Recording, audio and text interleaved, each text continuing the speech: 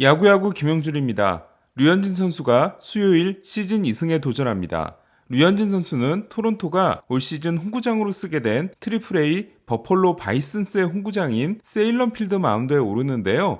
2014년 호주 시드니 크리켓 그라운드에서 벌어진 경기에 나서기도 했던 류현진에게는 메이저리그 경기에 나서는 24번째 구장입니다. 1988년에 개장한 세일런 필드는 좌측부터 99, 112, 123, 113, 99m 구장인데요. 로저스 센터가 좌로부터 100, 114, 120, 114, 100m니까 로저스 센터에 비해 작은 편은 아니지만 펜스 높이가 2.4m로 3m인 로저스 센터보다 낮기 때문에 투수에게 유리한 구장은 아닐 것으로 예상이 됩니다. 개장한 지 33년 동안 노히트 노런은 딱 한 번 나왔는데요.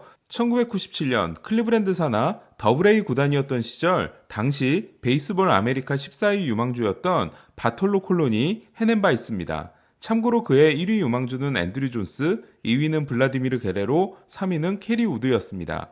내일 만나는 팀은 마이애미 말린스입니다. 코로나 사태가 가장 먼저 일어났던 팀인 마이애미는 최근 매치에게 2연패를 당하긴 했지만 현재 7승 3패로 대단히 선전하고 있는데요. 류현진은 마이애미를 상대로 통산 4경기에서 3승 1패, 2.39를 기록하고 있고 돈 매트니 감독이 맡게 된 후로는 2017년과 2019년 모두 다저 스타디움에서 열린 경기에서 5와 3분의 1이닝 2실점 승리와 7이닝 1실점 승리를 따낸 바 있습니다.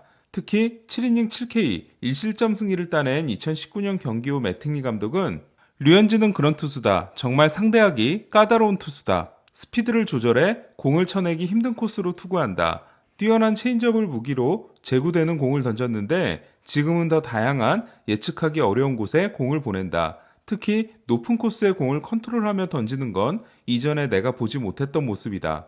그동안 류현진이 얼마나 많은 노력과 준비를 해서 그 자리에 있는지, 왜 메이저리그 최고의 투수로 인정받는지 오늘 경기를 통해 제대로 느낄 수 있었다. 솔직히 궁금하다. 그의 이런 변화의 배경이 무엇인지. 말린스 타자들은 류현진의 다양한 구종을 접하고 혼란에 빠졌다. 그는 좌타자, 우타자를 상대로 어떠한 약점도 보이지 않고 일정하게 공을 던졌다. 후반부로 갈수록 더 좋은 공을 던지는 류현진이 매우 인상적이었다. 어떤 기자가 오늘 그가 많이 흔들렸다고 하던데 투수는 기계가 아니다. 그도 사람이다. 라고 류현진이 3볼넷을 내준 부분을 옹호하기도 했습니다. 마이애미에서 가장 조심해야 될 타자는 우타자인 헤수스 아길라입니다. 류현진과 아길라는 정규 시즌에서는 2019년에 한번 격돌해 3루 땅볼, 3루 땅볼, 볼넷을 기록한 바 있는데요. 류현진이 옐리치에게 연타석 홈런을 맞았던 4월 21일 경기였습니다. 첫 대결에서 류현진은 바깥쪽 낮은 체인지업으로 81마일짜리 느린 땅볼을 유도하는데 성공합니다. 두 번째 대결에서도 몸쪽으로 커터를 확실하게 붙여 다시 86마일 땅볼을 이끌어냅니다. 세 번째 대결이 아쉬웠는데요. 류현진은 풀카운트에서 허를 찌르는 몸쪽 체인지업을 던졌지만 심판이 볼을 선언해 볼넷을 허용했습니다. 2017년 미러키는 2016년 트리플A 인터내셔널 리그 홈런, 타점, 장타 1위를 차지했지만 클리브랜드가 웨이버로 공시한 아길라를 클레임을 걸어 데려옵니다. 하지만 2017년 미러키의 주전 1루수는 에릭 테임즈였습니다. 그의 아길라는 311타석 16홈런으로 나쁘지 않았지만 551타석 31홈런의 테임즈에게 확실하게 밀리게 됩니다. 아길라는 2018년 스프링 캠프에서 논텐더를 당할 뻔합니다. 당시 미러키가 아시아 구단으로 이적시키려 한다는 소문도 있었습니다. 하지만 아길라는 극적으로 살아남았고 566타석 35홈런 108타점을 기록함으로써 테임즈를 대타 자리로 밀어내버립니다. 그러나 2019년에 벌어진 세 번째 대결에서 다시 아길라는 테임즈에게 패했고 시즌 중 템파베이로 트레이드됐지만 성공적이지 못한 시즌을 보냅니다.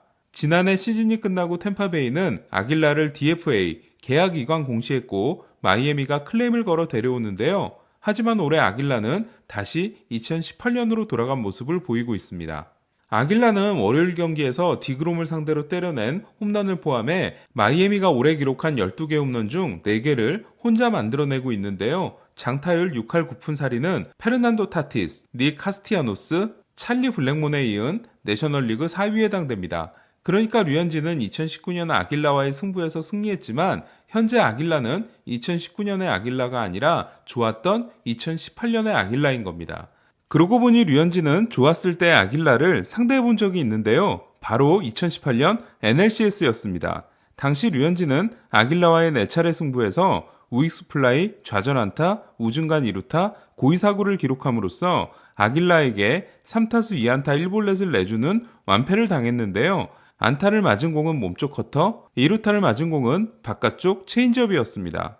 특히 저 체인지업이 어떻게 맞았나라는 생각이 드실 텐데요.